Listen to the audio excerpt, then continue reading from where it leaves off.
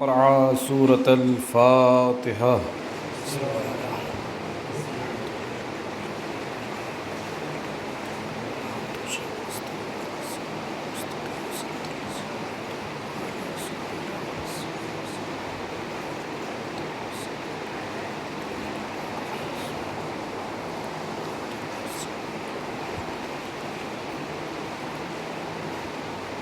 لا حول ولا قوة إلا بالله العلي العظيم.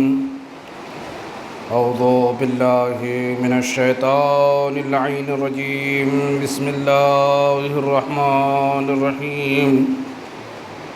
حسبنا الله ونعم الوكيل ونعم المولى ونعم النصير والحمد لله رب العالمين. والصلاة والسلام والتحية والإكرام على النبي المكي المدني القرشي الهاشمي الأبتهي الذي سمي في السماء أحمد وفي الأرض بأبي القاسم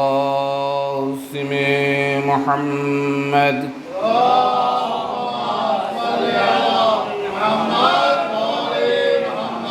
وعلى آل بيته وعترته الطيبين الطاهرين المعصومين المنتخبين المنتجبين الذين أذهب الله عنهم الرجس وطهرهم تطهيرا.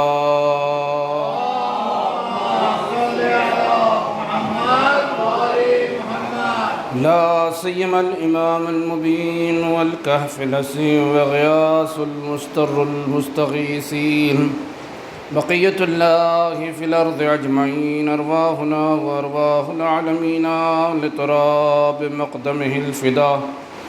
عجل الله فرجه الشريف. ولا لعنة الله دائمة على أعدائهم أجمعين غاصب حقوق ومنكر فضائلهم واسمتهم من الآن إلى قيام يوم الدين. أما بعد، فقد قال الله الحكيم في كتابه المجيد ما هو شفاعة ورحمة للمؤمنين.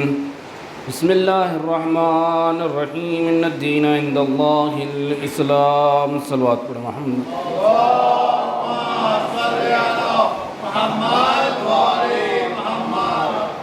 عزیزان گرامی قدر، عزاداران سید الشہداء، ہماری اور آپ کی گفتگو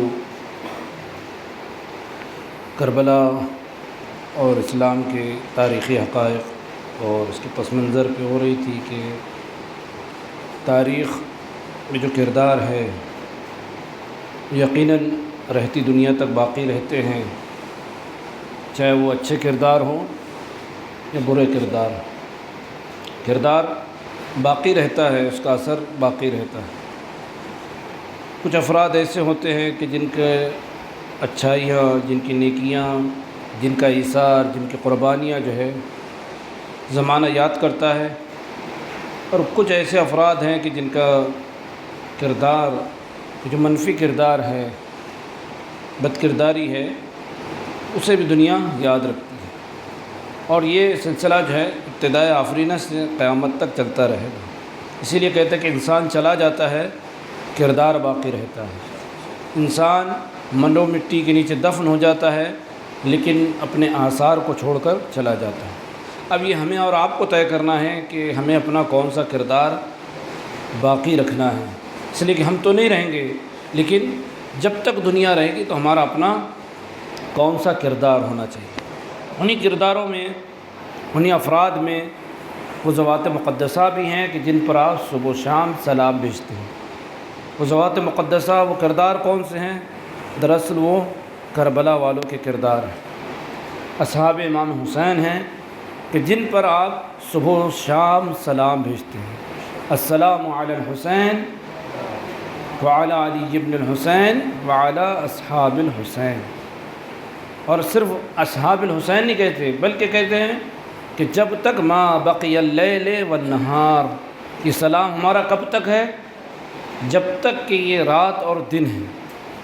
یعنی اس کا مطلب یہ ہے کہ سلام کا سلسلہ یہیں ختم نہیں ہوتا. جب تک یہ دنیا باقی رہے گی ان کرداروں پر، ان افراد پر، ان لوگوں پر، ان ذوات مقدسہ پر اور ان پاک اور پاکیزہ روحوں پر۔ اسی لیے ہمارے زیارت میں ایک جملہ اور ملتا ہے، السلام علیکم وعلی الارواح التی حلت بفنائک۔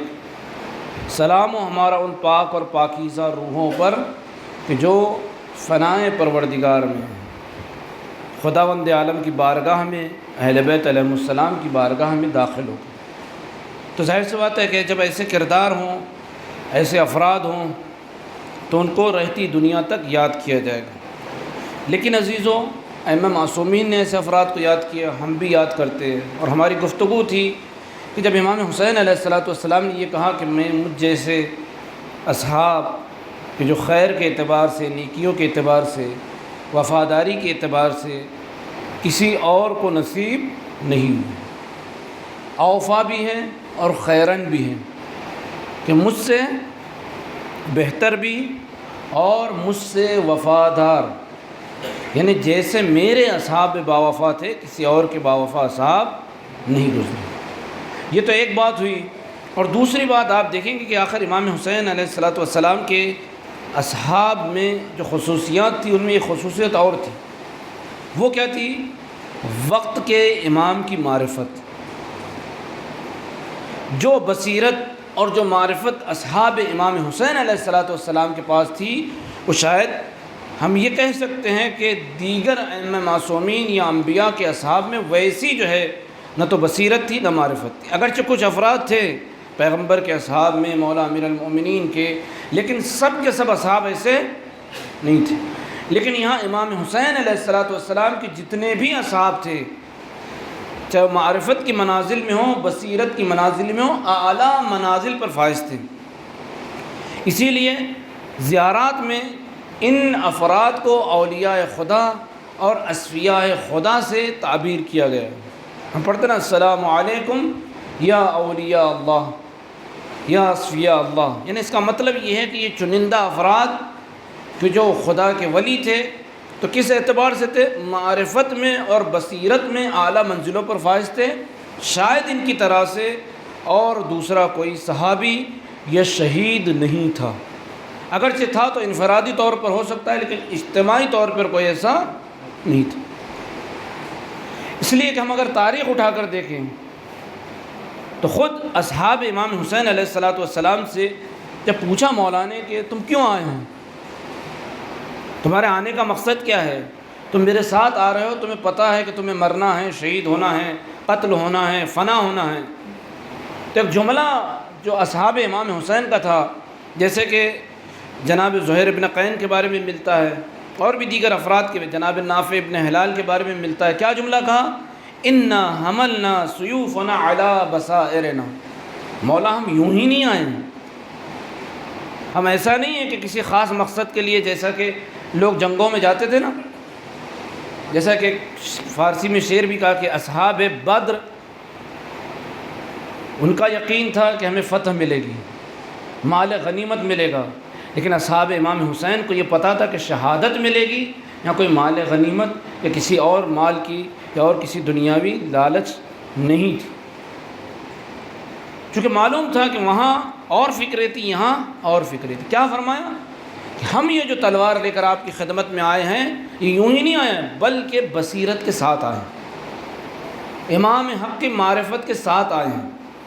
اور ایک جگہ فرمایا یا ابا عبداللہ، اے مولا ہمارے آپ نیتوں کو، اگر آپ ہمارے مقصد کو اور اگر آپ ہمارے خواب و ہمارے خیالات کو جاننا چاہتے ہیں تو جملہ فرمایا یا ابا عبداللہ ان علی نیاتنا و بصائرنا، کہ ہم اپنی نیتوں میں مخلص ہیں۔ کیوں مخلص ہیں؟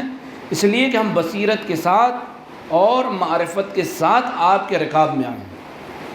یعنی اس کا مطلب یہ ہے کہ ان کی جو معرفت تھی، ان کی جو بصیرت تھی، وہ ایسی تھی کہ جو دیگر اصحاب کے یہاں نہیں ملتی۔ شجاعت کے علاوہ، بہادری کے علاوہ، ایثار کے علاوہ، خداوند عالم کے یہاں بھروسہ رکھنے کے علاوہ ایک چیز ہے کہ بصیرت میں سرشار تھے۔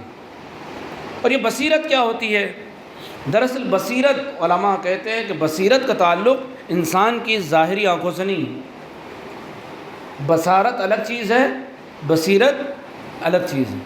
بصارت جو ہم آنکھوں سے دیکھتے ہیں، یہ ہماری بصارت کا تقاضا ہے کہ جو ہم اپنی نظروں سے اور آنکھوں سے دیکھتے ہیں، لیکن بصیرت کا تعلق ہماری آنکھوں سے نہیں ہے، بلکہ بصیرت کا تعلق کس سے؟ ہمارے دل و دماغ سے۔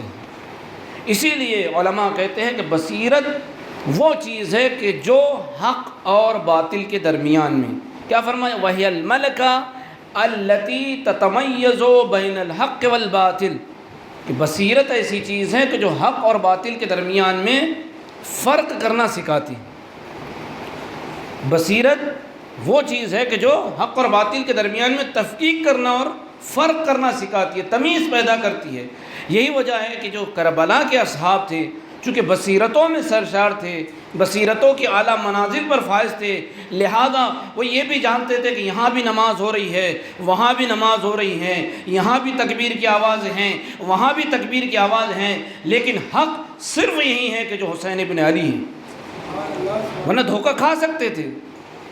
اس لیے کہ وہاں بھی قاری قرآن تھے، وہاں بھی حافظان قرآن تھے، وہاں بھی نمازیں ہو رہی تھی، وہاں کوئی بے نمازی ایسا نہیں کہ نمازیں نہیں ہو رہی تھی، نہیں، لیکن کیا تھا؟ حق امام کی معرفت، یہ جانتے تھے۔ اسی لیے کہا الا بصائرنا، کہ ہم بصیرتوں کے ساتھ آئے آپ کے ساتھ، ہم نے یہ تلواریں اٹھائی ہیں یوں ہی نہیں اٹھائی، بصیرت کے ساتھ تلواریں اٹھائی۔ لیکن عزیزو، یہ بصیرت جو ہے ایک ملکہ ہے جو حق اور باطل کے درمیان میں فرق پیدا کرتا ہے۔ اسی لیے قرآن مجید نے بھی قرآن کو اور دیگر چیزوں کو بصیرت کہا ہے، جیسا کہ سورہ جاسیہ میں کہا ھذا بصائر للناس وہدی وموعظۃ وہدی ورحمۃ لقوم یوقنون، کہ یہ قرآن بھی بصیرت ہے، یہ قرآن بھی رحمت ہے، لیکن کس کے لیے ہے؟ لوگوں کے لیے بصیرت ہے، لیکن ہدایت اور رحمت ہے ان افراد کے لیے کہ جو ایمان رکھتے ہیں، ایقان رکھتے ہیں، یقین رکھتے ہیں۔ مولا امیر المومنین علیہ الصلوۃ والسلام ایک جگہ ارشاد فرماتے ہیں،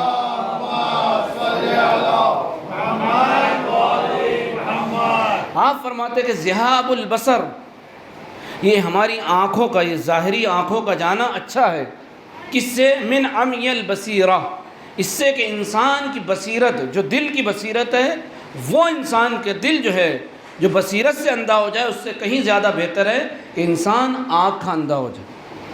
یعنی اگر بینائی ہماری چلی جائے، اس سے کہیں زیادہ بہتر ہے کہ انسان کوشش کرے کہ اس کے دل کی جو بینائی وہ نہ جائے، چونکہ بصیرت دل سے تعلق رکھتی ہے۔ ایک جگہ اور فرماتے ہیں کہ انسان کی اگر آنکھیں چلی جائے تو بہت زیادہ نقصان نہیں ہوتا، لیکن اگر بصیرت چلی جائے تو انسان کی دین بھی برباد ہو جاتا ہے اور دنیا بھی برباد ہو جاتی ہے۔ یعنی انسان کی دنیا اور آخرت دونوں برباد ہو جاتی ہے اگر انسان کے پاس بصیرت نہ ہو۔ اسی لیے آپ دیکھیے ہمارے اور آپ کے چوتھے امام حضرت امام سجاد علیہ الصلوۃ والسلام،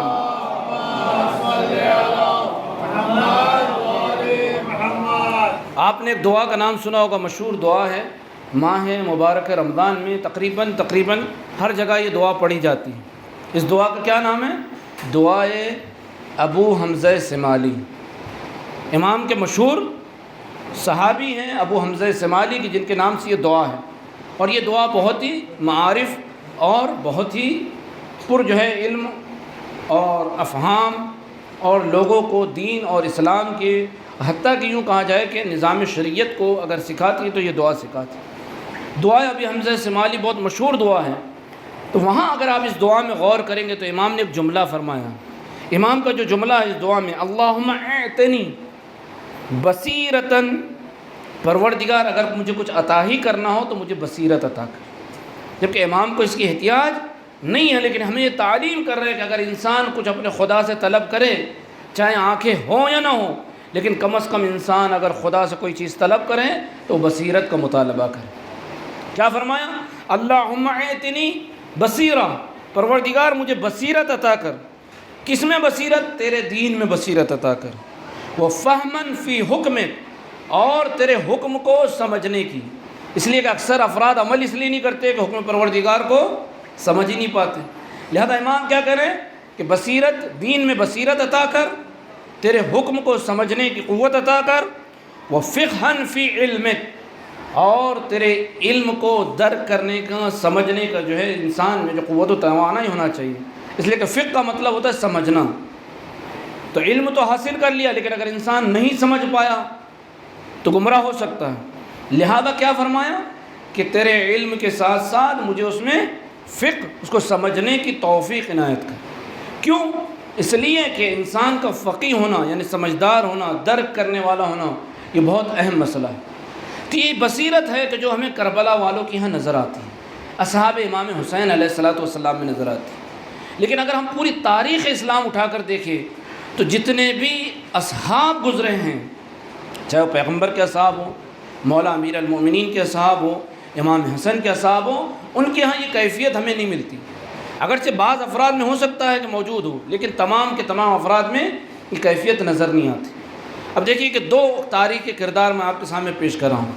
ایک کا نام ہے عبداللہ ابن عباس۔ کل میں نے آپ کے سامنے مختصر تاریخ پیش کی تھی کہ جناب عباس کے جو پیغمبر کے چچا ہیں، ان کے فرزند جناب عبداللہ ابن عباس، اور ایک دوسرے ہیں عبید اللہ ابن عباس۔ یہ دونوں جناب عباس کے فرزند ہیں کہ جس میں سے ایک مولا امیر المومنین سے منحرف ہو گئے تھے عبید اللہ، جبکہ عبداللہ مولا کے ساتھ ساتھ تھے، عبداللہ ابن عباس۔ لیکن بعد میں یہی بنی عباس تھے جو اہل بیت علیہ السلام کی حکومت بنی عباس یا اولاد بنی عباس کہ جو اہل بیت کے دشمن ہوئے۔ لیکن جناب عبداللہ ابن عباس مولا امیر المومنین علیہ السلام کے خاص شاگردوں میں تھے، کہ جہاں آپ کو مفسر قرآن بھی کہا جاتا ہے، اور اہل سنت کے یہاں ان کو حبر الامہ بھی کہا جاتا ہے، یعنی امت کی سیاہی، کیونکہ کثرت سے روایتیں ان سے موجود ہیں۔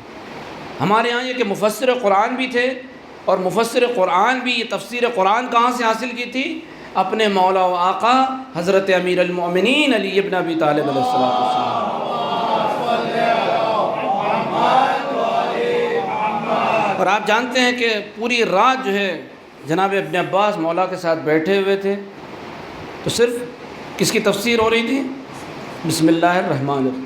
یہاں تک کہ سپیدی سحر نمودار ہونے لگی، نماز صبح کا وقت ہونے لگا، تو پورا کہ پورا آپ علماء سے سنتے ہیں کہ پھر مولا نے کہا کہ اب جو کچھ قرآن میں ہے وہ سورہ حمد میں ہے، جو کچھ سورہ حمد میں ہے وہ بسم اللہ الرحمن الرحیم میں ہے، اور جو کچھ بسم اللہ الرحمن الرحیم میں ہے وہ بے میں ہے، اور بے کے نیچے جو نقطہ ہے وہ انا النقطۃ تحت الباء۔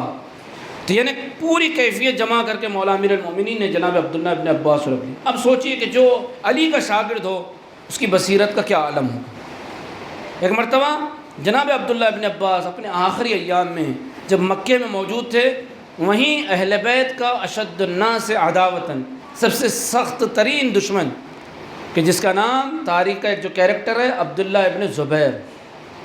کل میں نے آپ کے سامنے کچھ چیزیں جو ہے اس سے پہلے بھی تقریروں بیان کی۔ عبداللہ ابن زبیر بن عوام کا بیٹا زبیر یوں تو بہت اچھا آدمی تھا ابتدائی زندگی میں، یہاں تک کہ جب اہل بیت علیہ السلام کا حق چھینا گیا بعد رسول، تو مولا امیر المومنین کے ساتھ جو سب سے پہلا انسان تلوار لے کر حق کے امیر المومنین کے لیے کھڑا تھا یہی زبیر بن عوام تھا۔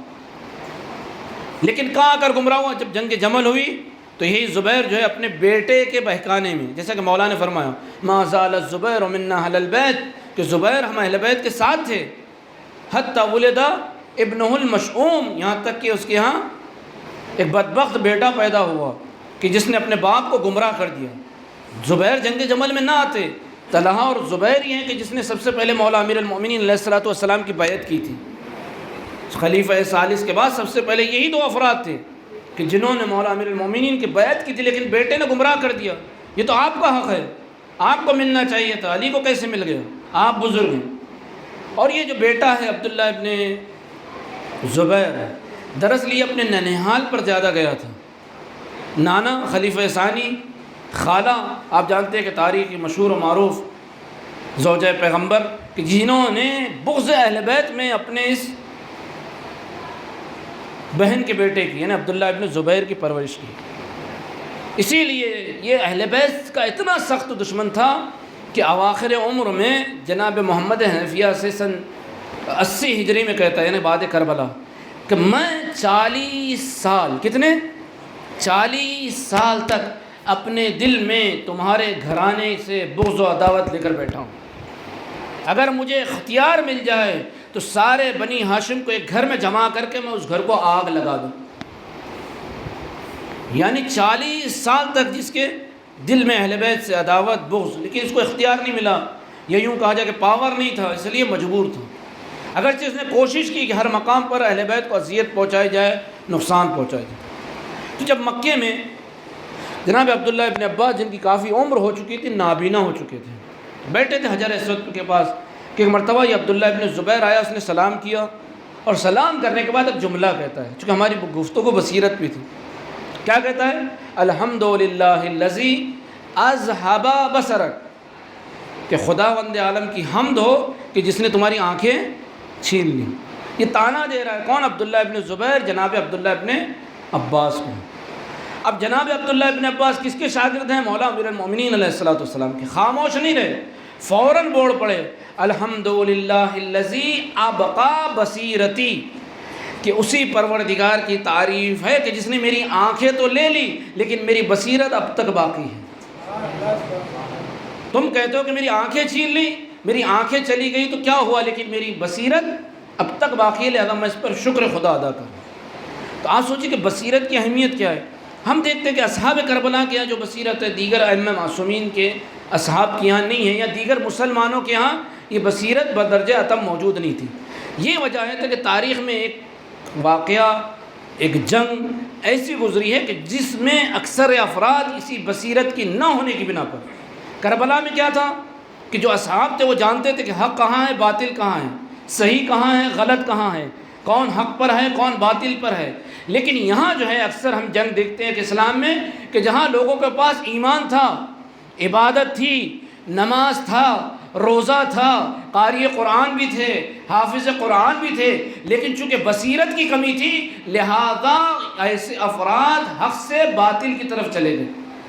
یوں کہا گیا کہ حق کا ساتھ ہی نہیں دیا۔ ہمیں تاریخ میں ایسے بھی افراد، ایسے بھی کردار ملتے ہیں، سب کچھ تھا، خوارج۔ تاریخ کے یہ افراد ہیں کہ جن کے پاس اتنی عبادتیں تھیں کہ جن کی کمر رکوع کرتے کرتے جو ہے جھک چکی تھی، جن کی آنکھیں روتے روتے خدا کی بارگاہ میں آنکھیں سرخ ہو چکی تھی، حتیٰ کہ بعض لوگ اپنی بینائی کھو چکے تھے۔ یہ صبح و شام قرآن کی تلاوت کرنے والے تھے، دن میں روزہ رکھتے تھے، رات میں جو ہے نمازیں پڑھتے تھے، قرآن کی تلاوت کرتے تھے۔ لیکن ہم دیکھتے ہیں کہ یہی خوارج کیا ہو گئے؟ بصیرت نہ ہونے کی بنا پر، عبادت تھی لیکن چونکہ بصیرت نہیں تھی لہذا کیا ہوگا؟ گمراہ ہو گئے۔ پورا کے پورا معرکہ صفین انہی خوارج کی بنا پر بالکل الٹ گئے۔ صفین ایک ایسی جنگ ہے، چونکہ میں نے بچوں سے وعدہ بھی کیا تھا کہ میں اس کے متعلق پیش کروں گا، چونکہ گفتگو کا مرحلہ ہے کہ صفین دراصل اسلام میں جو 3 جنگیں ہوئی کہ جو بعد رسول سب سے بڑی جنگیں، ایک کا نام جنگ جمل، دوسری کا نام جنگ صفین، اور تیسری کا نام جنگ نہروان۔ پیغمبر اکرم حضرت محمد مصطفیٰ صلی اللہ علیہ وآلہ وسلم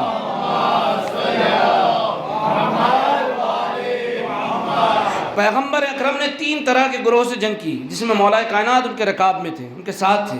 کون سے؟ ملحدین کے ساتھ، کافرین کے ساتھ، مشرکین کے ساتھ۔ لیکن مولا امیر المؤمنین علیہ السلام نے صرف ان تینوں سے جنگ نہیں لڑی، بلکہ بعد آنے والے اور 3 گروہ تھے کہ جن سے مولا امیر المؤمنین علیہ السلام کو جنگ لڑنا پڑی۔ اور یہ جنگ ایسے ہی نہیں لڑی بلکہ باقاعدہ پیغمبر نے پیشن گوئی کی تھی، باقاعدہ نبی اکرم نے فرمایا تھا، جیسا کہ اہل سنت کے منابع بھی موجود ہے۔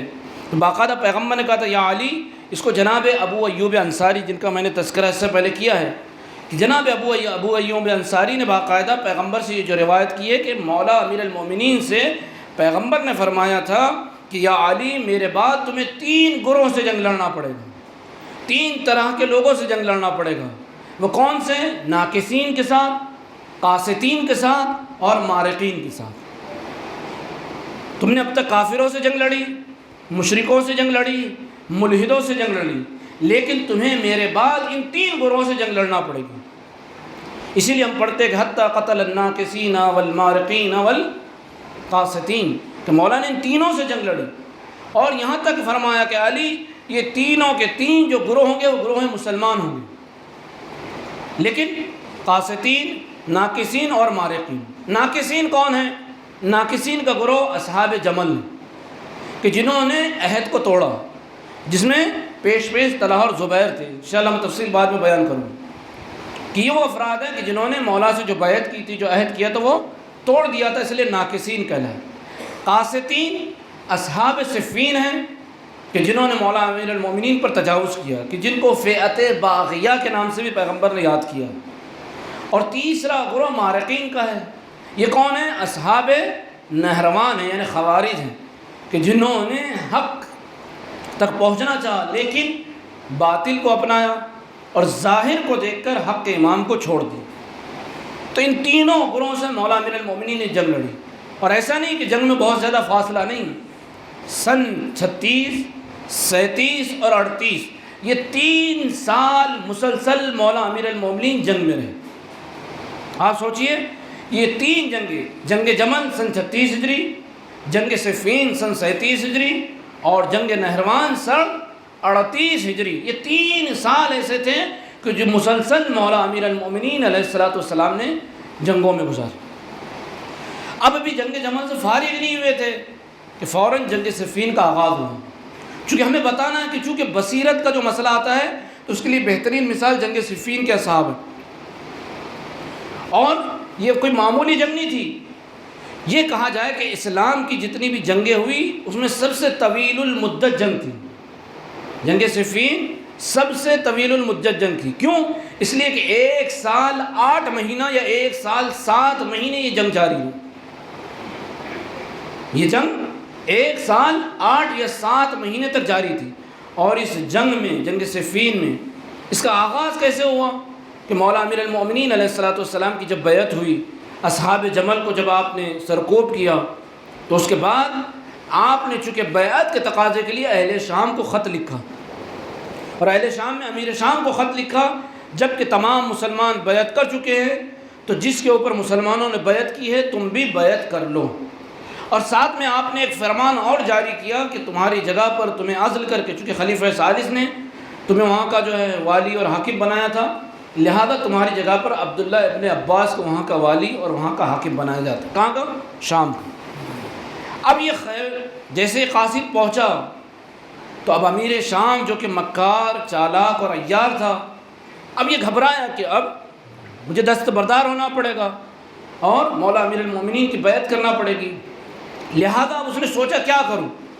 اس نے مشورہ کیا چند لوگوں سے، ابھی عمر عاص نہیں آیا تھا جو کہ اس کا ایک مکار ترین اور عیار ترین ساتھی تھا، وہ اس وقت فلسطین میں تھا، لیکن اس کے 5 جو افراد تھے کہ جن میں عبید اللہ عتبہ ابن ابی سفیان، کہ جس کا بیٹا ولید بن عتبہ کہ جو امام حسین علیہ السلام کے وقت کہاں تھا؟ والی مدینہ تھا۔ یہ عتبہ بن سفیان اس نے مشورہ دیا کہ اگر تم بیعت کر لو گے تو تمہیں ہٹنا ہوگا، لہذا اب کچھ ایسا ہیلا اور ایسا مکر کرو کہ جس سے جو ہے تمہاری حکومت شام میں برقرار ہے۔ اب اس نے اس منحوس نے کیا کیا کہ سب سے پہلی جو چال چلی، دیکھیے مکاری اور عیاری واقعاً تاریخ کے دامن میں امیر المومنین علیہ السلام کو کتنے مصائب کو برداشت کرنا پڑا۔ بعد رسول بھی، رسول کی زندگی میں جو جنگیں لڑی ہوں، لیکن بعد رسول بھی طرح طرح کے مصائب کو امیر المومنین کو برداشت کرنا پڑا۔ اس نے کیا کیا کہ جو ہیلا، جو بہانہ، جو عیاری اور جو مکاری کی، اس نے عثمان کا جو کرتا ہے، یعنی خلیفہ ثالث کا جو کرتا ہے وہ، اور ان کی بیوی کی جو انگلیاں ہیں اس کو لے کر یہ پہنچا مسجد میں، اور باقاعدہ ممبر پہ گیا اور ممبر پہ خطبہ دیا کہ جس میں عثمان کی مظلومیت بیان کی، اور یہ کہا کہ اس میں قتل میں جو ہے علی امیر المؤمنین علی ابن ابی طالب علیہ السلام شریک ہیں، یا پھر یہ کہ اگر وہ شریک نہیں ہیں تو کم از کم ان افراد کو ہمارے حوالے کر دیں کہ جو آپ کے ساتھ ہے کہ دو دراصل قاتل خلیفہ ثالث ہیں۔ اس طرح کی باتیں اس نے ایک طویل خطبہ دیا، اور یہ نہیں بلکہ ممبر پر اس نے عثمان کا کرتا وہیں رکھا، اور لوگ کہتے کہ 1 سال تک اسی طرح سے کرتا رکھا رہا، ان کی بیوی کی انگلیاں رکھی رہی، اور اس نے 80,000 ایسے افراد جمع کر لیے کہ جو صبح و شام اس کرتے کے پاس آتے تھے، گریا کرتے تھے، روتے تھے، اور باقاعدہ اس نے ماحول ایسا بنا دیا کہ سب نے قسمیں کھا لی تھی اہل شام نے کہ ہم اس وقت تک نہ تو کھانا کھائیں گے، نہ پانی پئیں گے، ٹھنڈا پانی پئیں گے، نہ بستر پہ سوئیں گے، طرح طرح کے جو، جب تک کہ ہم قصاص عثمان نہ لے لیں۔ اب لہذا اس نے امیر المومنین کو خط لکھا کہ اگر آپ میری بیعت کا تقاضا کریں تو مجھے سب سے پہلے قصاص عثمان لینا، عثمان کا قصاص لینا ہے، مجھے افراد دیجیے۔ مولا امیر المومنین نے کہا کہ جن لوگوں نے عثمان کو قتل کیا تم انہیں ثابت کرو، میں خود ان سے قصاص لوں گا، وَأَنَا أَوْلَىٰ بِهِ، تم سے زیادہ میں حقدار ہوں اس کے قصاص لینے کا، کیونکہ میں حاکم ہوں، میں خلیفہ وقت ہوں، میں تمہارے حوالے نہیں کر سکتا۔ لیکن چونکہ اس نے بہانہ کیا تھا، لہذا کہتے ہیں کہ اس نے پہلے امیر المومنین علیہ السلام کو اس طرح سے دھوکہ دینا چاہا، لیکن ادھر مولا امیر المومنین علیہ السلام جانتے تھے کہ کسی طرح سے بیعت نہیں کرے گا، لہذا آپ نے اپنے اصحاب کو جمع کیا، اور جمع کرنے کے بعد کہا کہ باقاعدہ چونکہ یہ باغیہ ہے اور یہ بیعت پہ آمادہ نہیں ہے، مولا نے کافی انتظار کیا، مسلسل خطوط بھیجے، جب کچھ نہیں ہوا تو مولا نے کہا کہ ہم اب جو ہے شام پر چڑھائی کریں گے، اور جنگ اس لیے کریں گے تاکہ سرکوبی کر کے وہاں جو ہے جو والی جو گورنر جناب عبداللہ ابن عباس کو بنایا جائے۔ اس کے لیے مولا امیر المومنین نے کئی افراد کو تیار کیا کہ جو اطراف میں جتنے بھی بلاد مسلمین ہیں، مسلمان جہاں جہاں شہر میں لوگ رہتے ہیں، ان کو دعوت دی کہ سب جنگ میں شریک ہوں۔ لہذا مدائن بھیجا گیا کچھ لوگوں کو، بصرے جناب عبداللہ ابن عباس کو بھیجا گیا کہ آپ کے ساتھ تقریباً 20,000 افراد بصرے سے ہیں۔ اس طرح سے جب لشکر جمع ہوا تو مولا امیر المومنین کے لشکر کی تعداد کتنی تھی؟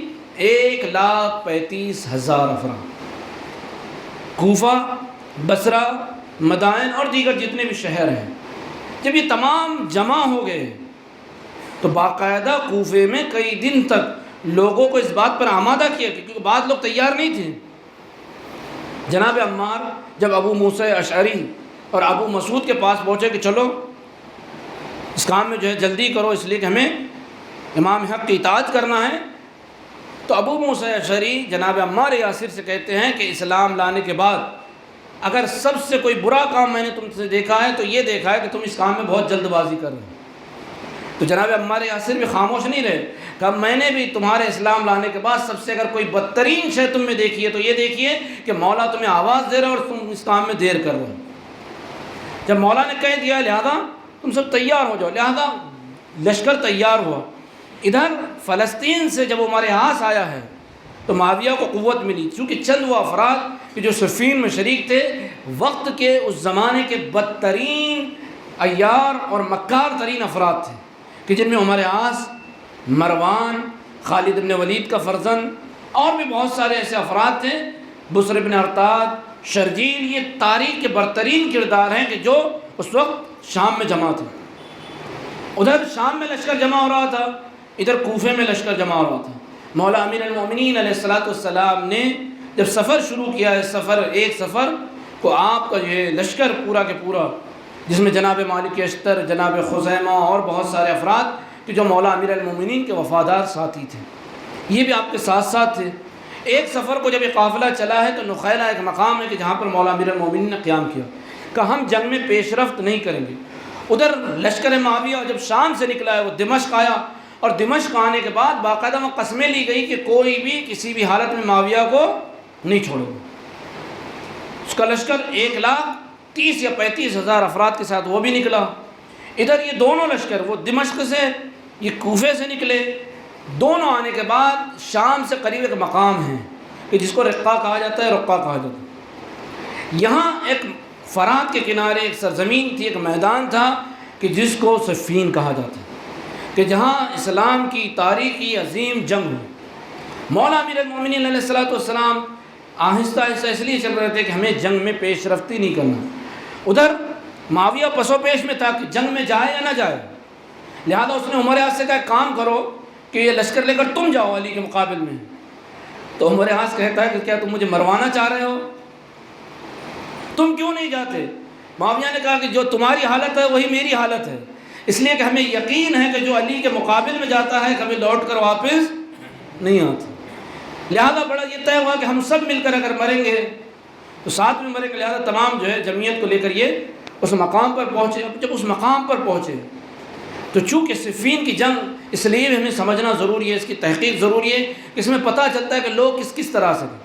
دیکھیں مولا امیر المومنین کے جو ساتھ خصوصی آپ کے جو وفادار ساتھی تھے، جن میں بہت سارے نام ہیں لیکن میں آپ کو 4 یا 5 نام ایسے بیان کر رہا ہوں تاکہ یہ ہمارے بچوں کے ذہنوں میں ہونا ضروری ہے۔ ایک جناب میثم تمار، کہ جن کے بارے میں پیغمبر نے پیشن گوئی کی، یا عمار ابن یاسر، جن کے بارے میں پیغمبر نے پیشن گوئی کی تھی، یا عمار تقتلک فئۃ الباغیہ، کہ عمار تم کو باغی گروہ قتل کرے گا۔ دوسرے خزیمہ بن ثابت، تاریخ یہ وہ شخصیت ہے، شاید ہمارے بچے ان کو نہیں جانتے، کہ جو ذو الشہادتین کہلاتے ہیں۔ خزیمہ بن ثابت یعنی ایک انسان کی جس کی شہادت دو آدمیوں کے برابر ہے، ذو الشہادتین کہلاتے ہیں۔ یہ پیغمبر کے ساتھ بھی تھے اور مولا امیر المومنین کے بھی وفادار تھے۔ یہ پیغمبر کے ساتھ جب ایمان لائے تھے تو اتنے ثابت قدم تھے۔ ذو الشہادتین یعنی دو شہادت والا، ایک انسان کہ جس کی شہادت دو انسانوں کے برابر ہے۔ اصل میں مسئلہ یہ ہوا تھا کہ پیغمبر نے بدو سے، اعرابی سے اونٹ خریدا، اور خریدنے کے بعد پیغمبر نے کہا کہ جب تم مکے لے آؤ گے اس کی میں قیمت تمہیں دے دوں گا۔ بہرحال معاملہ ہو گیا۔ اب پتہ چلا کہ اس اعرابی نے وہ اونٹ تھوڑے زیادہ قیمت میں کسی اور کو دے کے، تو جب یہ معاملہ پیغمبر تک پہنچا تو پیغمبر نے کہا اس کو میں نے خریدا ہے، لہذا یہ اونٹ مجھے ملنا چاہیے۔ اس نے کہا کہ نہیں، آپ نے خریدا ہی نہیں اور میں نے بیچا ہی نہیں۔ تو پیغمبر کیا کہہ سکتے ہیں؟ پھر اس کے بعد وہ کہتا ہے، وہ بدو اعرابی کہتا ہے اگر آپ نے خریدا یا بیچا ہے تو کوئی گواہ لے کر آئے، تاکہ وہ گواہی دے کہ آپ نے اس کو خریدا اور میں نے اس کو بیچا ہے۔ چونکہ معاملہ راستے میں ہوا تھا، کسی نے دیکھا نہیں تھا، ان دونوں کے درمیان میں تھا، لیکن اصحاب میں پیغمبر نے کہا کوئی گواہی دینے والا موجود ہے تم میں؟ کیا کوئی میری گواہی دے سکتا ہے؟ تو کوئی گواہی دینے والا موجود نہیں تھا۔ لیکن یہی خزیمہ بن ثابت ایک مرتبہ مجمع سے کھڑے ہو جاتے، کہتے یا رسول اللہ میں گواہی دیتا ہوں کہ آپ نے اسے خریدا ہے۔ یا رسول اللہ میں گواہی دیتا ہوں کہ آپ نے اسے خریدا ہے۔ تو ایک مرتبہ تمام اصحاب اور خود پیغمبر بھی متعجب ہوئے کہ خزیمہ تم یہ کیسے کہہ رہے ہو جب کہ تم موجود نہیں تھے؟ کہ یا رسول اللہ آپ نے کہا خدا ہے، ہم نے خدا کو تو نہیں دیکھا تھا، لیکن جب آپ نے کہا ہے تو ہم نے مانا یا نہیں؟ آپ نے کہا کہ جنت و جہنم ہے، ہم نے دیکھا نہیں تھا، لیکن آپ نے کہا ہے تو ہم نے مان لیا۔ تو جو آپ نے کہا وہ ہم بات مان لیتے۔ جب آپ نے کہا کہ ہم نے خریدا ہے تو چاہے آسمان ادھر سے ادھر ہو جائے، زمین ادھر سے ادھر ہو جائے، سورج چاہے مغرب سے کیوں نہ نکلے، لیکن آپ کی بات کو کبھی ہم جھٹلا نہیں سکتے۔ یہ وہ ایمان تھا جناب خزیمہ۔ تو اس وقت پیغمبر نے کہا کہ یہ جو ہے آج سے ان کی ایک شہادت دو گواہیوں کے برابر ہے، اسی لیے ذو الشہادتین کہا جاتا ہے۔ یہ جناب خزیمہ اہل بیت سے بھی بے پناہ محبت کرتے تھے۔ اسی جنگ صفین میں چونکہ بہت سارے جو ہیں ہتھ کنڈے ایسے اپنائے گئے، ہیلے اپنائے گئے تاکہ یہ جنگ جو ہے کسی طرح سے ٹل جائے یا لوگ گمراہ ہو جائیں۔ تو اس میں ایک ہیلا یہ تھا کہ کہا گیا کہ علی مسلمانوں کے مقابلے میں آئے ہیں، جبکہ اللہ اور اس کے رسول نے مسلمانوں کو قتل کرنے سے منع کیا۔ اور باقاعدہ جب یہ جناب خزیمہ بن ثابت سے کہا گیا کہ کیا تمہیں گوارا ہے کہ تم مسلمانوں کو قتل کر رہے ہو، اور جب کہ تم علی کے لشکر کے ساتھ آئے اور علی مسلمانوں کو قتل کر رہے ہیں، تو اس وقت جناب خزیمہ نے کیا کہا تھا کہ میں نے پیغمبر سے سنا ہے کہ قاتل مع علی، کیا خزیمہ علی کے ساتھ ہمیشہ جنگ کرو چاہے مقابل میں کوئی اور کیوں نہ ہو۔ یہ نہ دیکھو کہ مقابل میں کون ہے، علی کے ساتھ ہمیشہ جنگ کرو۔ کیوں؟ لأنہ حربہ حربی وسلمہ سلمی، اس لیے کہ علی کی جنگ میری جنگ ہے، علی کی صلح میری صلح ہے۔ لہذا ہمیں یہ نہیں دیکھنا کہ مقابل میں کون ہے، اگر علی کسی سے جنگ لڑنا ہے تو ہمیں جنگ لڑنا ہے۔ یہ جناب خزیمہ بن ثابت ہے، یہ مولا امیر المومنین کے ساتھ تھے۔ جناب مالک اشتر، آپ جانتے ہیں کہ تاریخ کا وہ کردار کہ جو امیر المومنین کے رکاب میں ایک بہادر اور شجاع انسان کہ جن کے ہونے پر مولا امیر المومنین کو بڑا فخر تھا۔ کہتا مالک میرے لیے ایسے ہی ہیں کہ جیسے میں رسول خدا کے رکاب میں تھے۔ اور یہی نہیں، جناب مالک اشتر اسی جنگ صفین میں جب جنگ لڑ رہے تھے، ایک موقع آیا کہ لڑتے لڑتے جو ہے لیلۃ الحریر، انشاءاللہ میں بیان کروں گا کہ لیلۃ الحریر اصل میں ہرہ کہتے ہیں بلی کو، اور حریر کہتے ہیں کہ وہ آواز کی جو رات میں آپ نے دیکھا ہوگا جب تاریکی ہوتی ہے تو بلیاں چیختی ہیں، چلاتی ہے جانور۔ تو لیلۃ الحریر کہہ رہے تھے جنگ میں اس رات میں جناب مالک اشتر اور مولا امیر المومنین نے سب سے زیادہ شامیوں کو واصل جہنم کیا۔ مولا امیر المومنین نے 500 شامیوں کو واصل جہنم کیا، جناب مالک اشتر نے 1000 شامیوں کو واصل جہنم کیا۔ اور جب مغرب سے جنگ شروع ہوئی تھی تو صبح کا سورج نمودار ہو گیا تو امیر المومنین اور جناب مالک اشتر گھوڑے پر موجود تھے، اور یہاں تک کہ حریر اس لیے کہا جا رہا تھا کہ شامیوں کی فوج سے الامان الحذر کی صدائیں اور اس طرح سے چیخنے اور چلانے کی آواز آ رہی تھی کہ جیسے کہ رات کی تاریکی میں بلیاں چیختی. اس لیے اس رات کو لیلۃ الحریر کہا جاتا تھا. اور جب مولا سے کہا کہ مولا آپ نے بھی قتل کیے، میں نے آپ سے کچھ زیادہ قتل کیے، تو مولا مسکرا کر کہنے کہ مالک یقیناً تم نے مجھ سے زیادہ قتل کی ہے، لیکن قتل کرنے میں فرق ہے کہ جب تم قتل کرتے تھے تو یہ نہیں دیکھتے تھے کہ کون ہے، اس کا حسب کیا ہے، اس کا نسب کیا ہے، اس کی اولاد کون ہے، لیکن جب بھی میں قتل کرتا تھا تو میری نگاہوں میں یہ تھا کہ اگر اس کی نسلوں میں کوئی مومن ہوتا تھا تو میں اس پر تلوار نہیں چلاتا تھا. اسی میں ایک جناب زہیر ابن قین ہے کہ کئی مرتبہ مولا کے سامنے آئے. اس وقت وہ جنگ صفین میں شامیوں کے ساتھ تھے، لیکن جب جب مولا کے سامنے آتے تھے مولا عفو درگزر کرتے تھے.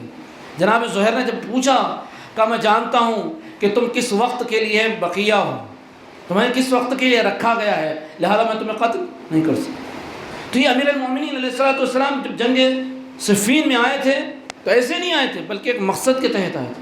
اور یہ جب اسلامی لشکر نخیلہ سے نکلا ہے، ادھر یہ دمشق سے صفین کے مقام پر پہنچے. چونکہ صفین کا علاقہ فرات کے کنارے، آپ سمجھتے ہیں کہ کربلا میں فرات نہیں، چونکہ فرات اور دجلہ یہ دو ندیاں ایسی ہیں جو عراق میں مختلف شہروں سے ہوتی ہوئی آتی ہیں، اور درمیان عراق انہی دونوں نہروں کے درمیان میں، ایک طرف دجلہ ایک طرف فرات. تو یہ فرات کا وہ علاقہ تھا، صفین کا وہ علاقہ تھا جو بہت سرد و شاداب تھا. جب معاویہ کا لشکر پہنچا تو اس نے چاہا کہ کسی طرح سے اس گھاٹ پہ قبضہ کر کے لوگوں کو پانی سے روکا جائے. یہ سب سے پہلے فرات پر جو قبضہ ہوا تھا، آپ نے سنا ہے تاریخ میں کہ لشکر شام نے فرات پہ قبضہ کیا، اپنے لشکر کو سیراب کیا اور اس گھاٹ پہ پہرے لگا دیے تھے کہ کوئی پانی نہ پینے پائے. یہاں تک تاریخ کہتی ہے کہ جب امیر المومنین کا لشکر پہنچا ہے تو یہ جو شامی تھے انہوں نے شامیوں نے لشکر کوفہ پر بند کر دیا تھا، امیر المومنین کے لشکر کو پانی دینے سے منع کر دیا تھا. یہاں تک کہ لوگ پیاس کی شدت کی بنا پر بہت ہی ناتواں ہو چکے تھے، کمزور ہو چکے تھے. ایک مرتبہ مولا امیر المومنین نے ایک لشکر بھیجا، اس میں جناب مالک اشتر، جناب عمار یاسر اور دیگر افراد تک جاؤ اور جا کر لشکر کو لے کر گھاٹ پر قبضہ کرو. اور تاریخ یہ کہتی ہے کہ اس میں مولا ابو الفضل عباس بھی موجود تھے. جب یہ پہنچے ہیں اس گھاٹ پر قبضہ کیا تو شامیوں نے اب تک کوفیوں پر پانی بند کیا تھا، لیکن مولا امیر المومنین نے یہ نصیحت کی تھی کہ خبردار جب تم گھاٹ پر قبضہ کرنا تو یہاں تک کہ ان کے جانوروں کو بھی سیراب کرنا. اس لیے کہ ہوا اور پانی میں نے پیغمبر سے سنا ہے کہ کسی کا حق نہیں ہوتی، یہ سب کے لیے ہوتی، لہذا پانی کھول دیا گیا. اور یہی نہیں، اب جو جنگ شروع ہوئی ہے تو جنگ کا آغاز وہاں سے لشکر شامی کی طرف سے ہوا، اور اس طرح سے ہوا کہ اس جنگ میں دو گروہ، ایک طرف مولا امیر المومنین اور ایک طرف امیر شام کا. یہ آمنے سامنے ہیں، کتنے 1 سال 6 مہینے، آپ تصور کریں یہ جنگ جو چلی ہے 1 سال 6 مہینے ہیں. لیکن جنگ کیسے ہوتی تھی کہ روزانہ ایک فرد جاتا تھا میدان میں، وہاں سے ایک فرد آتا تھا میدان میں، یہ ایک آدمی اپنی ٹکڑی لے کر جاتا تھا، وہاں سے ایک آدمی اپنی ٹکڑی لے کر آتا تھا اور اس میں جنگ ہوتی. یہ کئی دن تک یہ سلسلہ جاری رہا. پہلے دن جناب مالک اشتر گئے، اس کے بعد خدیمہ بن ثابت گئے، اس کے بعد جناب عمار یاسر گئے، اس کے بعد جناب اویس قرنی، مختلف اصحاب کو مولا امیر المومنین بھیجتے تھے، کبھی اپنے عباس کو بھیجتے تھے، یہاں تک کہ کئی دن تک اسی طرح سے جنگ چلتی رہی. یہ جنگ جو چل رہی تھی اس میں ایک صحابی اور ہیں جن کا ذکر بہت ضروری ہے. یہ تاریخ کا وہ وفادار کردار ہے کہ جس کا نام عدی ابن حاتم طائی ہے. عدی ابن حاتم طائی، چونکہ میرے پاس وقت نہیں ہے ورنہ ان کی پوری تاریخ بیان کرتا ہوں. جناب عدی کہ جن کے باپ مشہور سخی، جن کے بارے میں آپ نے سنا ہے حاتم طائی، یہ ان کے بیٹے تھے کہ جو پیغمبر سے پہلے اس دنیا سے چلے گئے تھے. حاتم طائی اپنی جود اور سخا میں مشہور تھے. جب عدی کو پیغمبر نے اسیر کیا تھا تو یہ حکم دیا تھا کہ خبردار عدی کو اور اس کی بہن کو اسیر نہ بنایا جائے، اس لیے کہ یہ مشہور عرب حاتم طائی کے بچے ہیں، اور ہمارے یہاں یہ قانون نہیں ہے کہ جو بڑے گھرانوں کے، جو حسب اور نسب کے اعتبار سے، جو جود و کرم کے اعتبار سے، جو خاندان کے اعتبار سے بڑے ہوتے ہیں، ان کے بچوں کو اسیر بنایا جائے. لہذا یہ دیکھ کر، یہ کرم، یہ اخلاق دیکھ کر جناب عدی بن حاتم طائی نے اسلام قبول کیا تھا. پوری تاریخ چونکہ مختصر میں کر رہا ہوں، شام میں کچھ دن رہے، مولا امیر المومنین کے زمانے میں آئے اور مولا کے رکاب میں کئی جنگیں لڑی۔ جناب عدی ابن حاتم طائی کے 4 فرزند تھے، ایک کا نام طارف، دوسرے کا نام طریف، تیسرے کا نام طرفہ اور چوتھے کا نام زید۔ لیکن اسی جنگ صفین میں ان 4 بیٹوں کو مولا امیر المومنین علیہ الصلوۃ والسلام پر قربان کر دیا۔ لیکن فرق ہے، یہ 3 بیٹے طارف، طرفہ اور طریف، یہ تو امیر المومنین کے ساتھ جو تھے لشکر میں تھے اور معاویہ کی اور شام کی فوجوں نے انہیں قتل کیا۔ لیکن چوتھا بیٹا جو زید تھا، کہ جو لالچ کی بنا پر شام والوں سے جا کر مل گیا تھا، جناب عدی جب میدان میں گئے تھے تو سب سے پہلے اپنے اسی بیٹے کو قتل کیا تھا اور اس کا سر کاٹ کر کہا تھا کہ جو علی کا نہیں ہو سکتا وہ میرا بھی نہیں ہو سکتا، جو علی کا نہیں ہے وہ میرا بھی نہیں ہو سکتا، اپنے 4 بیٹوں کو۔ لکھا ہے کہ جب بعد شہادت امیر المومنین جب جناب عدی پہنچے تھے شام میں تو معاویہ نے امیر شام نے طعنہ دیا تھا، عدی تمہارے تو بیٹے سارے کے سارے علی نے قتل کر دیے اور علی کے بیٹے زندہ ہیں، حسن حسین عباس محمد حنفیہ زندہ ہیں۔ وہ یہ چاہ رہا تھا کہ عدی ابن حاتم طائی کو بھڑکائے، لیکن خدا کی قسم جن لوگوں کے دلوں میں اہل بیت کی، مولا امیر المومنین کی محبت جا بستی ہے، جناب عدی کا جواب سنے کہ جب کہا کہ تمہارے بیٹے شہید ہو گئے، تمہارے بیٹے قتل ہو گئے اور علی کے بیٹے زندہ ہیں، انہوں نے کہا امیر شام افسوس ہے مجھ پر، افسوس ہے مجھ پر کہ علی شہید ہو گئے اور میں اب تک زندہ ہوں۔ یعنی آپ جملہ سنیں معرفت والا، یہ ہے جناب عدی بن حاتم طائی کہ جنہوں نے مولا کے رکاب میں جنگ لڑی۔ یہ وہ افراد تھے جو صفین میں امیر المومنین کے ساتھ تھے۔ اور جب لیلۃ الحریر کے بعد یہ جنگ چونکہ بہت طولانی تھی، درمیان میں جو ایام کی جن ایام میں جنگ بند ہوتی ہے جن کو شہر الحرم کہتے ہیں، وہ حرام مہینے کے جس میں جنگ جاہلیت میں بھی حرام تھی، اسلام میں بھی 4 مہینے، تو لہذا ان میں جنگیں روکی گئی۔ لیکن پھر بعد میں جب سفر میں شروع ہوئی تو باقاعدہ اس کا سلسلہ رمضان تک جاری رہا، یعنی 1 سال 6 مہینے۔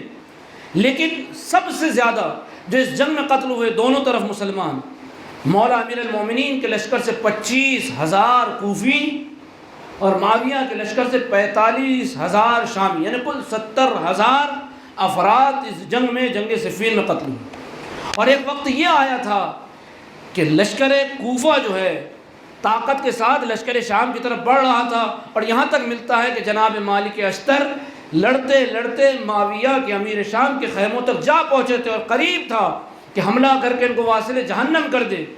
ادھر جب معاویہ نے یہ صورتحال دیکھی کہ شامی کمزور ہو رہے ہیں، پست ہو رہے ہیں، ادھر کوفی ہم پر غالب آ رہے ہیں، تو ایک مرتبہ اس نے عمر عاص کو بلایا اور آج بلانے کے بعد کہا کہ تیرا ہیلہ کہاں ہے، تیرا مکر و فریب کہاں ہے، آج تو اس مکر و فریب کو کیوں نہیں بروئے کار لاتا؟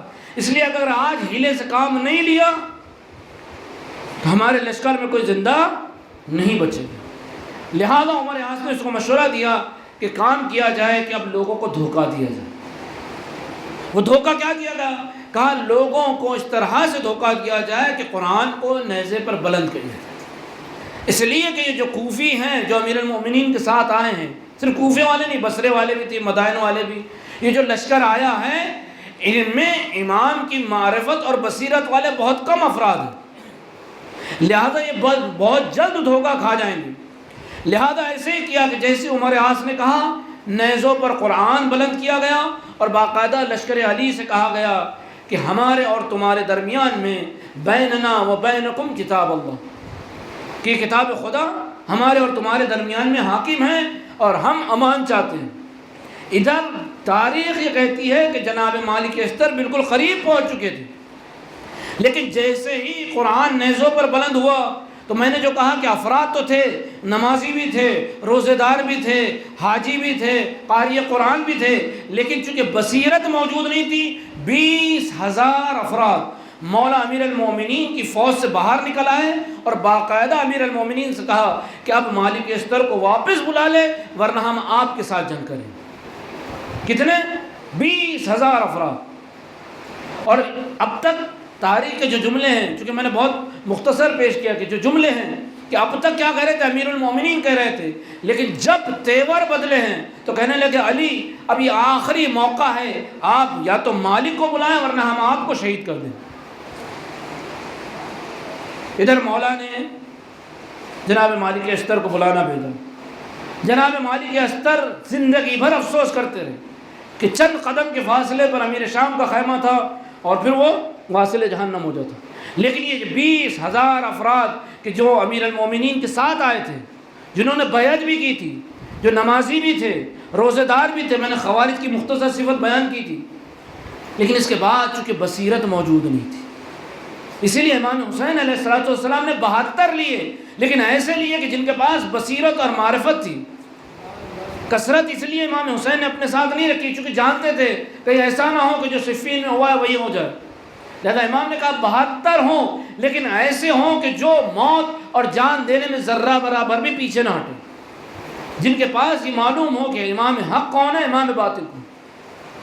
ادھر جیسے ہی قرآن کو نیزوں پر بلند کیا، مولا امیر المومنین کی فوج میں جو شورش اور بغاوت پیدا ہوئی اور خوارج گروہ جو ہے الگ ہو گیا، لا حکم الا للہ کہہ کر،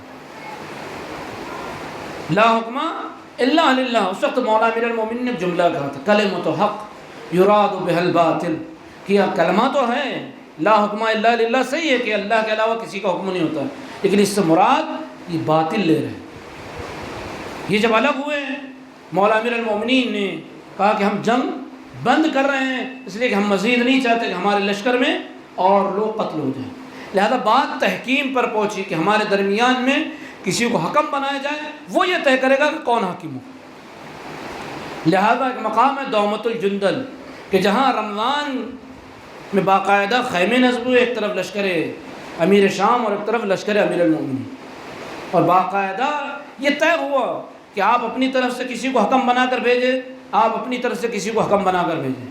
تو خوارج نے امیر المومنین سے ضد کی کہ ابو موسیٰ اشعری کائنات کا سب سے بے وقوف اور احمق ترین انسان، اور باقاعدہ اس میں بھی معاویہ کی مکاری اور عیاری تھی، کئی مکاریاں جنگ صفین میں، چونکہ وقت نہیں تھا ورنہ وہ بیان کرتا، جناب جب عمار یاسر شہید ہوئے تب مکاری کی، مسلمانوں کو دھوکہ دینے کے لیے طرح طرح کے ہیلے جو ہیں اپنائے گئے، اس لیے کہ ان کو معلوم تھا کہ جو امیر المومنین کے ساتھ آئے ہیں ان کے پاس نماز ہے، روزہ ہے، سب کچھ ہے، لیکن معرفت امام کی کمی، بصیرت کی کمی ہے، لہذا ان کو دھوکہ دینا آسان ہے۔ جناب مولا امیر المومنین کہہ رہے تھے کہ جناب عبداللہ ابن عباس کو حکم بنایا جائے، لیکن یہی خوارج پھر آگے بڑھے کہ نہیں، ابو موسیٰ اشعری کو ہی حکم بنایا جائے۔ اور یہ احمق ترین انسان جب یہ منبر پر گیا ہے تو چہلے عمر عاص کے ساتھ دونوں میں مشورہ ہوا، لشکر معاویہ کی طرف سے عمر عاص حکم بن کر آیا تھا، مولا کے لشکر سے ابو موسیٰ اشعری، یہ دونوں گئے اور دونوں جانے کے بعد آپس میں طے کیا، معاویہ کہا میں معاویہ کو جو ہے تخت سے الگ کرتا ہوں، عمر سعد نے کہا، ادھر ابو موسیٰ اشعری سے کہا تم علی کو جو ہے تخت سے الگ کرو، علی کو جو ہے تخت سے ہٹاؤ، کہا کس طرح سے ہٹائے، کہا کچھ نہیں، منبر پہ جاؤ اور اپنی انگوٹھی اتارو اور اس طرح سے کہو کہ جس طرح سے انگوٹھی میں اتار رہا ہوں اسی طرح سے علی کو میں خلافت سے ہٹا۔ اب عمر عاص کی یہ جو چال تھی، یہ احمق ترین انسان ابو موسیٰ اشعری نہیں سمجھ پایا، یہ فوراً لوگوں کے درمیان میں جب پورا لشکر شام، لشکر کوفہ بیٹھا ہوا تو منبر پہ گیا، ایک طویل خطبہ دیا، اور خطبہ دینے کے بعد کہتا ہے کہ ہم نے یہ فیصلہ کیا ہے کہ ہم علی کو خلافت سے اسی طرح سے ہٹاتے ہیں جس طرح سے میں انگوٹھی اپنی انگلیوں سے اتار رہا ہوں۔ اس کے بعد منبر سے اتر آیا۔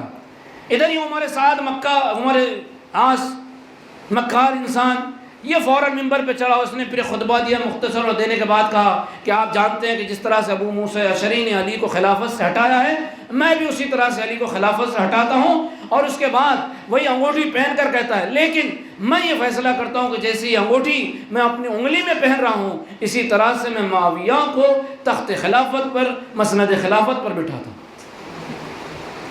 جیسے ہی یہ جملہ ہوا ایک مرتبہ مولا امیر المومنین نے اپنے سر پر ہاتھ رکھا، انا للہ و انا الیہ راجعون۔ یہ وہ مصیبت کا موقع تھا کہ جو مولا امیر المومنین، آپ دیکھ رہے ہیں کہ یہ افراد تھے کہ جو مولا علی امیر المومنین، حتیٰ کہ امام حسن کے ساتھ بھی، اس لیے کہ معرفت نہیں رکھتے تھے، امام کی معرفت نہیں رکھتے تھے، لیکن کربلا میں جو افراد تھے، کربلا میں جو امام حسین کے ساتھ آئے تھے، کہ ائمہ معصومین نے جن کی معرفت اور بصیرت کی گواہی دی، کہا کہ یہ ایسے افراد تھے کہ جو معرفت اور بصیرت میں سرشار تھے، لہذا ہم ان روحوں پر، ان پاکیزہ افراد پر سلام بھیجتے ہیں۔ عزیزوں، مجھے ایک جملہ کہنا ہے کہ کربلا کے اصحاب ائمہ معصومین میں اصحاب امیر المومنین میں، اصحاب امام حسن میں، اصحاب امام حسین میں، سب کی ایک اپنی تاریخ ہے، اس لیے کہ ہر ایک بصیرت کے ساتھ آیا تھا، جوان تھا، بزرگ تھا، بڑا تھا، لیکن کربلا کے شہداء میں ایک معصوم شیرخوار بچہ ایسا تھا کہ جو اپنے وقت کے امام کی معرفت بہت رکھتا۔ عزیزو، ایک جملہ کہنا ہے، جناب عبداللہ الرضی کہ جن کو جناب علی اصغر کہا جاتا ہے، مورخین کہتے ہیں کہ جب امام زمان علیہ السلام کا ظہور ہوگا تو ظہور کے وقت جب آپ مکہ اور مدینے سے جب آپ کربلا تشریف لائیں گے، امام حسین علیہ السلام کی قبر مبارک کو آپ جس وقت امام قبر مبارک پر پہنچیں گے، اس وقت قبر مبارک پر ایک ششماہا، ایک معصوم شیرخوار کہ جو اپنے باپ کے سینے پر سو رہا ہے، امام زمانہ اس کو اپنی آغوش میں لیں گے اور لینے کے بعد پوری دنیا کو آواز دیں گے، الا یا اہل العالم، اے لوگوں میں تم سے سوال کر رہا ہوں، یہ بتاؤ کہ اس معصوم کا کیا قصور تھا، اس معصوم کو کس جرم میں شہید کیا گیا۔ عزیزو، ائمہ معصومین سب کی شہادت پر روئے، لیکن سب سے زیادہ اگر کسی کی شہادت پر ائمہ معصومون کو تکلیف پہنچی ہے وہ جناب علی اصغر کی شہادت ہے۔ اسی لیے جب جب جناب علی اصغر کا ذکر آتا، جب جب جناب علی اصغر کا تذکرہ آتا، معصومین کی آنکھوں سے آنسو جاری ہو جاتے۔ کسی نے کہا کہ جس وقت امام صادق علیہ السلام کے گھر میں مجلس ہو رہی تھی، ذاکر ذکر کر رہا تھا، مرثیہ پڑھ رہا تھا، کربلا کے مصائب بیان ہو رہے تھے، ایک مرتبہ ایک کنیز داخل ہوئی کہ جس کی گود میں ایک معصوم بچہ تھا، اس کنیز نے اس بچے کو امام کی آغوش میں لا کر ڈال دیا۔ اب جیسے ہی وہ بچہ امام کی آغوش میں آیا ہے، امام دھاڑے مار مار کر رونے لگے۔ کسی نے پوچھا آقا خیریت تو ہے؟ کہا اس معصوم کو دیکھ کر مجھے کربلا کے ششمہ علی اصغر کی یاد آ گئی۔ اس معصوم کا کیا قصور تھا، کس جرم میں علی اصغر کو شہید کیا گیا۔ آزاد اور ایک جملہ اور سن لیں مصائب کا، آپ نے سنا ہے یا نہیں؟ بعد کربلا امام سجاد نے جب سنا کہ مختار امام حسین کے قاتلوں کا بدلہ لے رہا ہے، انتقام لے رہا ہے، امام جب بھی کوئی کوفے سے آتا اس سے یہ نہیں پوچھتے کہ میرے بھائی علی اکبر کے قاتل کا کیا ہوا، میرے چچا عباس کے قاتل کا کیا ہوا، میرے بابا حسین کے قاتل کا کیا ہوا، کسی کے بارے میں نہیں پوچھتے۔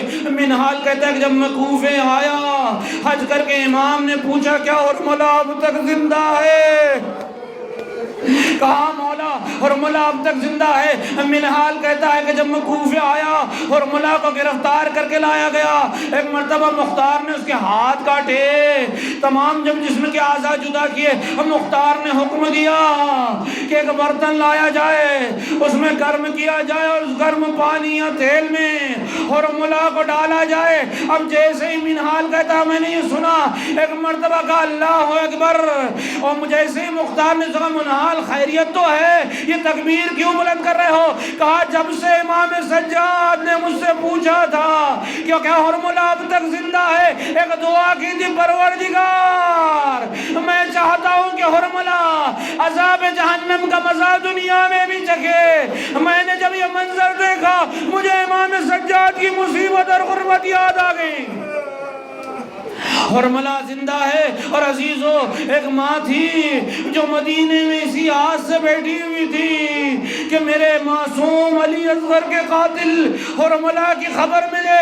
آپ سمجھ گئے ہوں گے وہ کوئی اور نہیں، اصغر بے شیر کی ماں رباب کہ جو مدینے میں بیٹھی تھی۔ جب حرملہ کا سر مختار نے امام سجاد کو بھیجا ہے، جناب رباب نے سر لیا، حرملہ ذرا اتنا تو بتا میرے علی اصغر کا کیا میرے ششمہ لال علی اصغر کا کیا قصور تھا، کس جرم میں میرے لال کو مارا گیا؟ اس لیے کہ ماں کربلا سے لے کر کوفہ، کوفے سے لے کر شام، جب جب جلا ہوا خالی جھولا دیکھتی تھی، آواز دیتی تھی ہائے میرے لال اصغر، کیا اس عمر کے بچے بھی شہید ہوتے ہیں؟ جزاکم ربکم خیر الجزا۔ عزاداروں بڑے دردناک مصائب ہیں۔ یہ وہ کربلا کا شہید ہے جس نے اپنے امام کی آواز پر لبیک کہا تھا، کی بصیرتوں کا یہ عالم تھا کہ جب امام کربلا کے میدان میں تن و تنہا تھے، نہ اکبر نہ عباس نہ قاسم کوئی نہ تھا، امام نے جب آواز بلند کی، هل من ناصر ينصرنا، هل من مغيث يغيثنا، هل من ذاب يذب عن رب رسول اللہ، تو اس معصوم نے اپنے آپ کو جھولے سے گرا دیا۔ ادھر خیموں میں بیویوں کے رونے کی آواز بلند ہوئی۔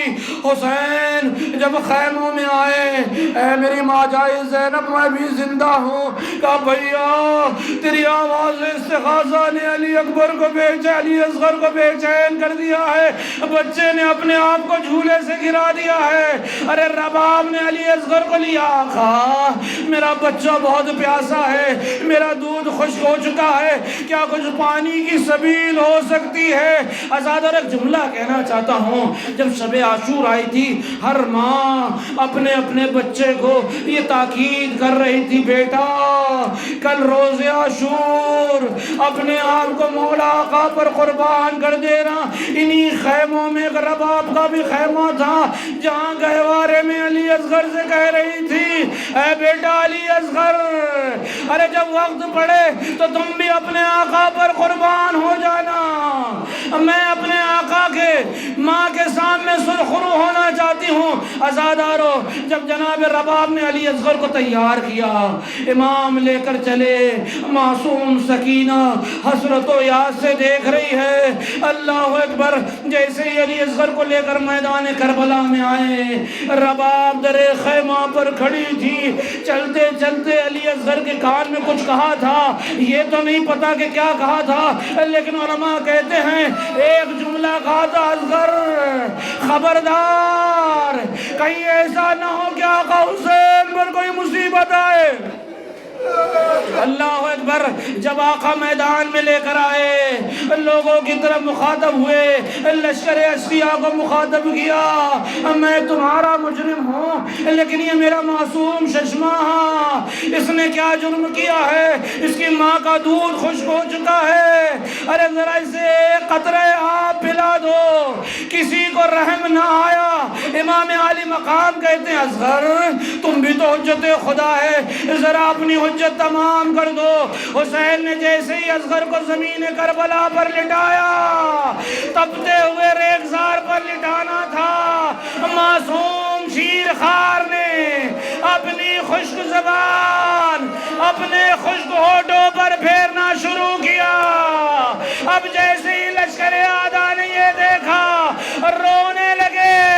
عمر سعد پریشان ہوا، آئینہ حرملہ اغتا کلام الحسین، اللہ اکبر، آئینہ حرملہ اغتا کلام الحسین۔ عزادارو بہت روئیے گا، جب حرملہ آگے بڑھا تیر لے کر، وہ تیر ایسا تھا کہ جب عرب میں بڑے بڑے جانوروں کا شکار کیا جاتا ہے، تیرے سے شعبہ جیسے ہی کمان میں لے کر بڑھا ہے، نگاہ اصغر خیمے کی طرف تھی، ماں خیمے پر کھڑی تھی، ادھر ہرمرا کا تیر چلا، ادھر بچہ باپ کے ہاتھوں پر اجلا، تیر آ کر علی اصغر کی گردن میں پیوست ہو گیا۔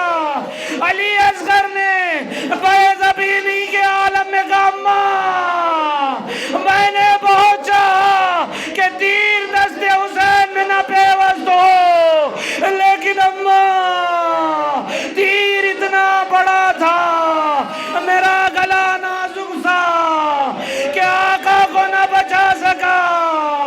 عزادارو جیسے ہی تیر لگا، امام نے آواز دی، انا للہ و انا الیہ راجعون، جزاکم ربکم خیر الجزا۔ امام نے اصغر کو لیا۔ اب جیسے جیسے خیمہ قریب آ رہا ہے، حسین کیا جواب دے؟ خیمے کے قریب پہنچے، رزم بقضاہی و تسلیما لامرہ، انا للہ و انا الیہ راجعون۔ 7 مرتبہ قریب خیمہ آ کر حسین پلٹے، اس لیے کہ جو در نجف لے کر گئے تھے وہ یاقوت سرخ میں اللہ اکبر۔ اب جیسے ہی حسین نے آواز دی زینب، سکینہ خیمے سے باہر آئی، پردہ ہٹا، سکینہ آئی، اماں میرے بابا علی اصغر کو پانی پلا کر لائے۔ سکینہ حسین کے قریب، بابا آپ بھیا اصغر کو پانی پلا لائے، میں اب تک پیاسی ہوں۔ جیسے ہی جناب سکینہ نے کہا، حسین نے ابا کا دامن ہٹایا، سکینہ نے کیا دیکھا؟ معصوم اصغر تیر سے زخمی ہے۔ اللہ اکبر۔ جیسے ہی رباب نے دیکھا، کلیدہ تھام کر بیٹھ گئی، ہائے میرا اصغر، کہ اتنے معصوم بچوں کو بھی شہید کیا جاتا۔ عزادارو، امام حسین نے تسلی دی۔ اب اس کے بعد پشت خیمہ پر آئے۔ مجھے نہیں پتا کہ میں یہ مصائب کیسے پڑھوں، اس لیے کہ کربلا کی تپتی ہوئی سرزمین جہاں گرم ریتی ہے، حسین نے جیسے ہی اپنی تلوار سے اصغر کی قبر بنانا شروع کیا۔ آپ ذرا تصور کرے، 6 مہینے کا معصوم، جس کے ننھے معصوم رخسار، نہ جانے حسین نے کربلا کی تپتی زمین پر اس معصوم رخسار کو کس دل سے رکھا؟ گرم مٹی ڈالی، پانی تو نہ تھا، آنسوؤں سے قبر اصغر کو سیراب کیا۔ حسین دامن کو جھاڑے ہوئے کھڑے ہوئے آواز دی، پروردگار ان کا نہاذا رضاک فخذ ما ترضا۔ حسین اس قربانی کو قبول فرما۔ رباب خالی جھولے کے قریب بیٹھے ہوئے